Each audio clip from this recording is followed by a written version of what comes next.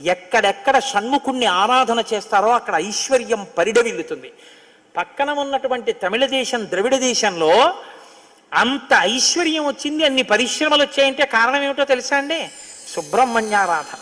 వాళ్ళు విపరీతమైన సుబ్రహ్మణ్యారాధన చేస్తారు. సుబ్రహ్మణ్య ఆరాధనం చేసినా, షణ్ముఖుడికి ప్రదక్షిణం చేసినా, ఆయనకి నమస్కారం చేసినా జ్ఞానము, ఐశ్వర్యము, సంతానమునకు క్షేమము, ఆయువు, ఆరోగ్యము అన్నీ కలుగుతాయి.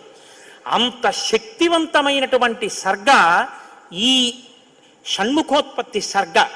అందుకే వాల్మీకి మహర్షి ఎప్పుడూ కూడా అసలు ఫలశ్రుతి చెప్పరు. కానీ ఈ షణ్ముఖోత్పత్తి గురించి చెప్పిన తర్వాత, అందుకే షణ్ముఖుడికి ఉన్న గొప్పతనం ఏమిటో తెలుసా అండి? ఆయనకి ఒక గొప్ప విజయాన్ని సాధించాడు షణ్ముఖుడు ఒక్కడే.